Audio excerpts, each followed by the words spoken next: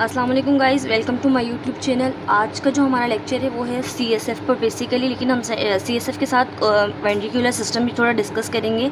लेकिन ventricular system पे already मैं एक वीडियो अपलोड कर चुकी हूँ ना, तो आप वो भी जाकर देख सकते हैं ताकि आपके कॉन्सेप्ट और अच्छे तरीके से क्लियर हो सकें। गाइज़, पहली बात तो मैं आप लोगों को ये कहूँगी कि प्लीज़ आप लोग वीडियोस को पूरा देखा करें, क्योंकि हम लोग बहुत सारे कॉन्सेप्ट्स जो हैं वीडियोस में डाल रहे होते हैं और आप लोगों के लिए ही ये वीडियोस हम बना रहे होते हैं ताकि आप लोगों के कॉन्सेप्ट अच्छे से क्लियर हों। तो प्लीज़ वीडियोस को पूरा देखा करें। इसके अलावा अगर अच्छी लगे तो फिर लाइक, कमेंट और सब्सक्राइब आगे शेयर किया करें अपने फ्रेंड्स को। ओके, सो हमारा है सेरिब्रो स्पाइनल फ्लूइड, जिसे हम कहते हैं सीएसएफ।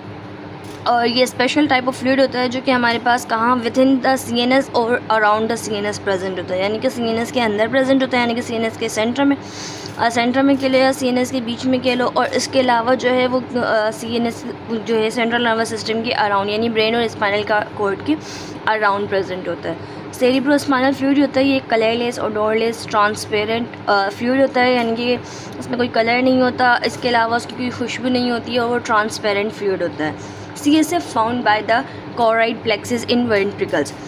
choroid प्लेक्सिस होते हैं हमारे पास बेसिकली वेंट्रिकल्स के अंदर ना, और उनके अंदर जो है हमारे पास सीएसएफ बन रहा होता है, या सीएसएफ जो है ना उसकी फॉर्मेशन वहीं हो रही होती है। वेंट्रिकल्स जो है हमारे पास हमने देखा है कि वेंट्रिकल्स इससे पिछली वीडियो के अंदर हम देख चुके हैं वेंट्रिकल्स हमारे पास कौन कौन से प्रेजेंट होते हैं। इसके अंदर सिर्फ मैं नाम डिस्कस कर रही हूँ, बाकी आप वो प्लेलिस्ट जाकर देख सकते हैं जिसके अंदर हमने वेंट्रिकुलर सिस्टम को पूरा डिस्कस किया है। तो हमारे पास 2 लेटरल वेंट्रिकल्स होते हैं जो कि हमारे पास टेलेनसेफ्लॉन साइड पे प्रेजेंट होते हैं। दूसरा एक जो है हमारे पास होता है थर्ड वेंट्रिकल जो डायनेसेफ्लॉन साइड पे प्रेजेंट होता है। चौथा होता है फोर्थ वेंट्रिकल जो कि हमारे पास मिड ब्रेन पर प्रेजेंट होता है। इन वेंट्रिकल का बेसिकली काम क्या होता है, ये एक तो सीएसएफ की फॉर्मेशन कर होते हैं। वेंट्रिकल्स यानी कि कैविटीज़ ना, सीएनएस के अंदर कुछ कैविटीज़ होती हैं, जो कैविटीज़ जो है ना उन्हें हम वेंट्रिकल्स कहते हैं, और उन कैविटीज़ के अंदर जो है हमारे पास सीएसएफ बन रहा होता है, फ्लो कर रहा होता है। ओके, और इसके अलावा अगर स्पाइनल कॉर्ड के अंदर हम बोलें कि वो कैविटी कौन सी होती है, तो स्पाइनल कॉर्ड के अंदर सेंट्रल कैनाल जो है वो कैविटी होती है जो यहाँ से रन कर रही होती है।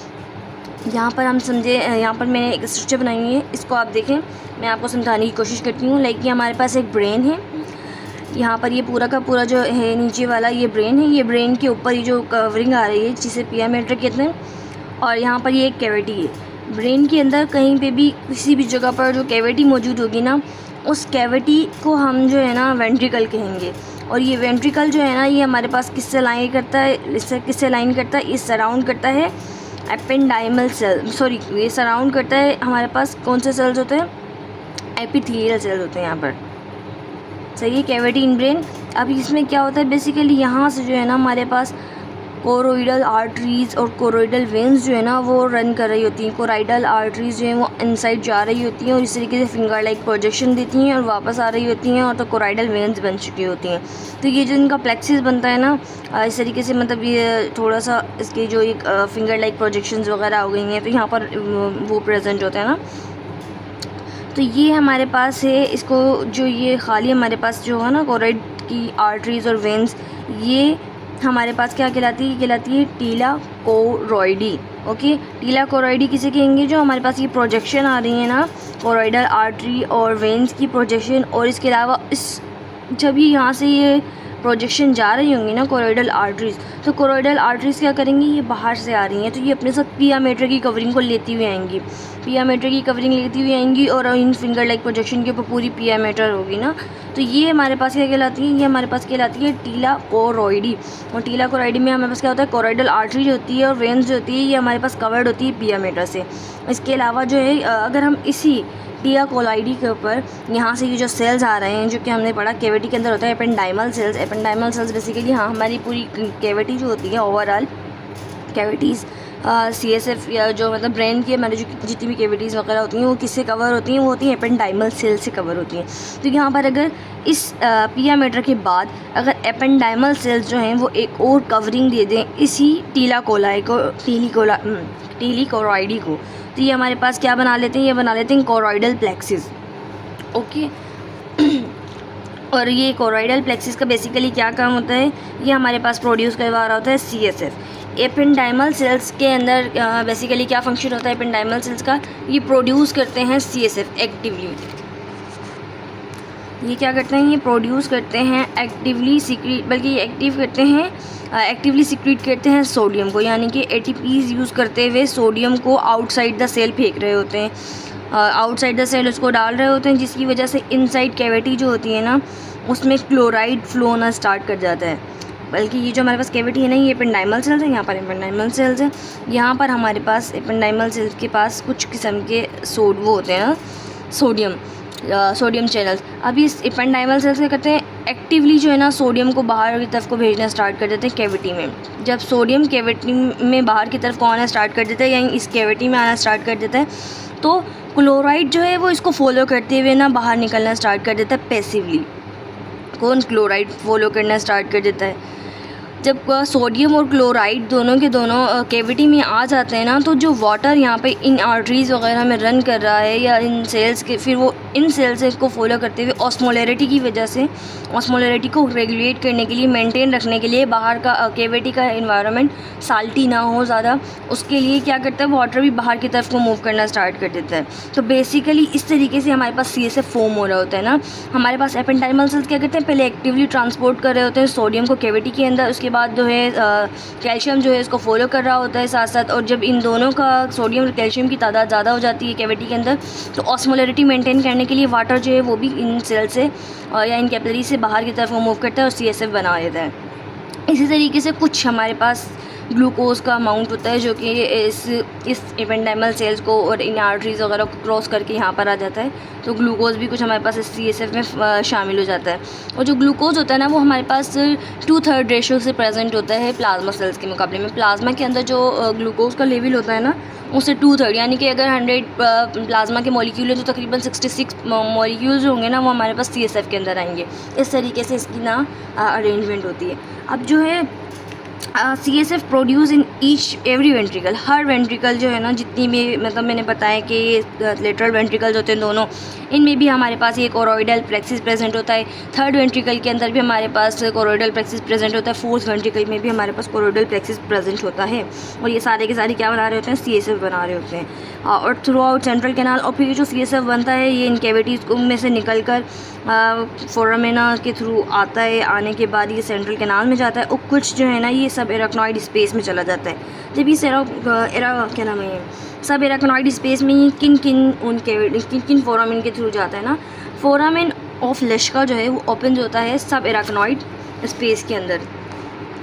फोरामेन ऑफ लेश्का जो है वो हमारे पास क्या होता है, वो हमारे पास ओपन होता है क्या नाम है, सब एराक्नॉइड स्पेस के अंदर, जो कि लेटरली। फोरामेन ऑफ लेश्का जो है वो दो होते हैं ना, मीडियन यानी कि मीडियन बीच में होता है ये, और पोस्टीरियर होता है और ये बीच में प्रेजेंट होता है ना। और ये जो लेश्का होता है ये हमारे पास लेटरली होते हैं और दो होते हैं ना हमारे पास। जो ये इस तरीके से एक मैं स्ट्रक्चर बना देती हूँ, देखें इस तरीके से ना, अगर इसमें नज़र आ रही है तो ये हमारे पास इस तरीके से वेंट्रिकल्स है। ये वाला वेंट्रिकल है, ये आपस में कंबाइन है। यहाँ से ये थर्ड वेंट्रिकल है, थर्ड वेंट्रिकल के बाद हमारे पास ये फोर्थ वेंट्रिकल है। इस तरीके से फोर्थ वेंट्रिकल होता है। ये फोर्थ वेंट्रिकल की यहाँ पर ये लेटरल साइड पे ये है हमारे पास फोरामेन लेश्का होता है। इसके अलावा यहाँ पर एक बीच में पोस्टीरियरली ओपनिंग होती है जिसे हम कहते हैं मीडियन फोरामेन या फिर फोरामेन ऑफ मेजेंडी, इसको कहते हैं फोरामेन ऑफ मेजेंडी। इसके अलावा यहाँ से फिर सेंट्रल कैनाल होती है। यहाँ से ये पॉइंट्स हैं, इन पॉइंट से जो है ना हमारे पास बेसिकली क्या होता है, CSF रन कर रहा होता है किसमें, सेरिब्रल क्या नाम है, सब एराक्नॉइड स्पेस के अंदर, यानी कि अराउंड द CNS। ओके, इसके अंदर यही था। और अच्छा हाँ, ये जो पॉइंट्स होते हैं ना ये सब एराक्नॉइड स्पेस के अंदर अगर फिर फोरामेन ऑफ लेश्का से ओपनिंग हो रही है तो इसे कहते हैं सेरिब्रो पोन्टाइन सिस्टेंस, इसे बोलते हैं सेरिब्रो पोन्टाइन सिस्टेंस। और अगर यही ओपनिंग फोरामेन ऑफ मेजेंडी में हो रही है तो इसे कहते हैं सेरिब्रो मेड्यूलरी सिस्टेंस। सही है, सेरिब्रो मेड्यूलरी सिस्टेंस जो कि मिडिल में होगी, और सेरिब्रो पोन्टाइन सिस्टेंस जो कि लेटरली हूँ। सो गाइज़ बेसिकली लाइक मैं बता चुकी हूँ कि हमारे पास जो CSF है उसके फंक्शन, अब हम फंक्शंस डिस्कस कर लेते हैं। CSF के फंक्शंस क्या होता है। CSF कुशनिंग प्रोवाइड कर रहा होता है, यानी कि हमारे ब्रेन और स्पाइनल कॉर्ड को अपनी जगह पर से हिलने नहीं देता, क्योंकि ये बहुत ज़्यादा पेन सेंसिटिव होते हैं ना, और अगर ये थोड़ा सा भी टच आउट होते हैं तो बहुत ज़्यादा हमारी बॉडी को इफेक्ट कर रहे होते हैं। स्लाव प्रोटेक्शन प्रोवाइड कर रहा होता है CSF जो है इसके अलावा इसमें होता है कि बॉयंसी प्रेजेंट होती है। इसमें बॉयंसी मतलब क्या होता है, ओवरऑल जो हमारा CNS है ना उसका वेट होता है 1400। जो अब जब हम इस बॉयंसी का मतलब होता है कि अगर हम कोई भी चीज़ किसी भी फ्लोट करना ना, बेसिकली वाटर के ऊपर किसी भी चीज़ का फ्लोट करना, अगर हम ऐसे वाटर के ऊपर फ्लोट कराते हैं तो उसका वेट थोड़ा सा बहुत ज़्यादा लाइट फील हो जाता है। इसी तरीके से हमारा जो CNS है ना, वो अगर हमारे पास सेरेब्रल स्पाइनल फ्लूइड के अंदर फ्लोट कर रहे हैं तो उसका वेट जो है वो बहुत कम कर देता है ये CNS और CSF। तो CNS का वेट जो है वो कम कर देता है कौन, CSF। तो ये इसकी बॉयंसी की एक प्रॉपर्टी होती है CSF की। ओके, और एक होता है रिजर्वायर प्लस कंट्रोल कैसे, लाइक कि अगर हमारे ब्रेन के अंदर कुछ किसी किस्म की इंजरी वगैरह होती है, वो श्रिंक होना स्टार्ट कर देता है या फिर वो इनलार्ज होना स्टार्ट कर देता है, तो CSF according to situation increase भी हो सकता है और डिक्रीज़ भी हो सकता है। अगर ब्रेन श्रिंक कर गया है तो CSF जो है वो कम हो जाएगा, और CSF बढ़ जाएगा, क्या, ताकि वो स्पेस तो इतनी ही रहेगी ना, स्पेस तो कम नहीं होगी। ब्रेन वो कर गया है, श्रिंक कर गया है, तो CSF लेवल बढ़ जाएगा ताकि वो ब्रेन और स्पाइनल कॉर्ड को अभी भी प्रोटेक्शन कुशनिंग प्रोवाइड कर सके। और अगर ब्रेन थोड़ा सा बड़ा हो गया है, इतना ज़्यादा नहीं लेकिन थोड़ा सा बड़ा हो गया है, तो फिर क्या होगा, फिर वो जो CSF है ना वो कम हो जाएगा ताकि ज़्यादा उसको इरिटेशन ना हो ना, और ब्रेन की जो मतलब ज़्यादा जगह वगैरह ना ले और ब्रेन जो है इजीली उसमें फ्लोट कर सके। ओके, नॉरिशमेंट जो है CNS प्रोवाइड करता है, क्योंकि नॉरिशमेंट किस तरीके से प्रोवाइड करता है CSF, जो इंटरस्टिशियम होता है ना हमारा नर्वस टिश्यूज़ तो CSF इनकी कंपोजिशन सेम होती है। तो इस वजह से जो हमारे पास वाटर है या फिर हमारे पास वो क्या नाम है, हाँ क्या बोलते हैं, वाटर वगैरह है, इलेक्ट्रोलाइट्स वगैरह हैं, ग्लूकोज वगैरह है, वो हमारे पास CSF to interstitium to CSF change होते रहते हैं ना, तो ये इसकी केमिकल कंपोजिशन होती है। तो यहाँ पर जो है ना बेसिकली यही चीज़ होती है कि ब्लड ब्रेन बैरियर में हम ब्लड को रोकते हैं किससे, नर्वस टिश्यूज़ से, ताकि नर्वस टिश्यूज़ अफेक्ट ना हो, ब्लड की किसी भी अनवांटेड पार्टिकल नर्वस टिश्यू में आ जाए, इस तरीके से। लेकिन जो CSF है उसका पार्टिकल्स वगैरह जो हैं या उसके मॉलिक्यूल्स वगैरह हैं वो इंटरस्टिशियम में आ जा सकते हैं, क्योंकि इनकी सेम कंपोजिशन होती है और ये एक नॉरिशमेंट प्रोवाइड कर रहे होते हैं, ग्लूकोज दे रहा होता है बेसिकली किसी न्यूरॉन वगैरह को, तो इस तरीके से। और मेटाबॉलिक वेस्टल रिमूव, जब मैंने बताया कि लाइक CSF जाकर ड्रेन कर रहा होता है ना डायरेक्ट ब्लड के अंदर, हमने पढ़ा था सेंट्रल सजाइटल क्या नाम है, साइनसेस वगैरह प्रेजेंट होते हैं हमारे पास फ्रंटल लोब के साइड पर। तो यहाँ पर जाकर हमारे पास CSF जो है ड्रेन कर रहा होता है उसके अंदर ना, साइनसेस के अंदर। तो वहाँ से हमारे पास जो है ये इंटरस्टिशियम से वेस्ट, जो इंटरस्टिशियम से इसकी क्या बोलते एक्सचेंज हो रहा होता है, उसके दरमियान जो है ये इंटरस्टिशियम से वेस्ट प्रोडक्ट ले लेता है CSF, और वहाँ जाकर साइनसेस के अंदर ड्रेन कर देता है। तीसरा इसका लास्ट जो फंक्शन होता है वो होता है पाइनियल ग्लैंड प्रोड्यूस।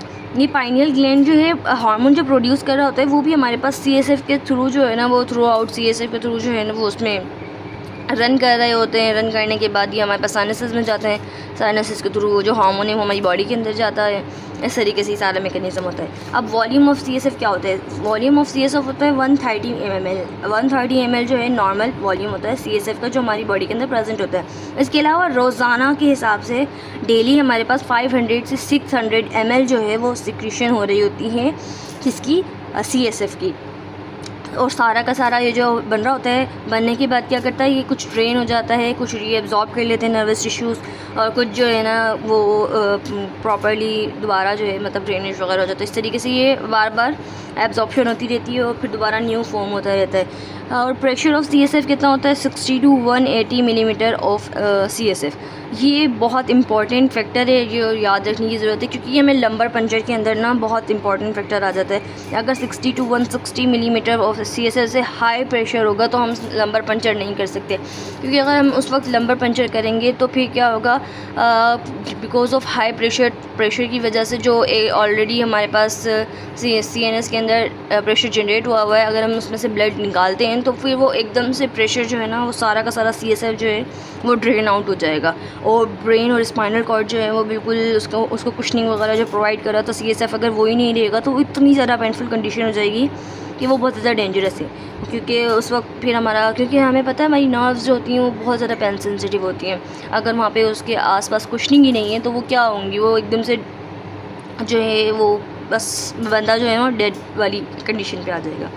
अब यहाँ पर ये इफ़, अच्छा हम यहाँ पर है if causes of intracranial pressure. Causes of intracranial pressure यानी कि हाई कैसे होता है इंट्राक्रेनियल प्रेशर, उसके बहुत सारे काजेज़ हो सकते हैं लाइक अच्छा हाँ मतलब इसे क्या मतलब कैसे पता चले कि अगर हमारी ब्रेन के अंदर इंट्राक्रेनियल प्रेशर हाई है, तो उसमें क्या होगा, जब कोई भी पेशेंट जिसका इंट्राक्रेनियल प्रेशर हाई है, जब वो सोकर उठेगा तो उसको बहुत ज़्यादा हेडेक होगा ना, फ़ौरन आफ्टर सोकर उठने के बाद उसके अंदर हेडेक बहुत ज़्यादा होगा उसके ब्रेन के अंदर।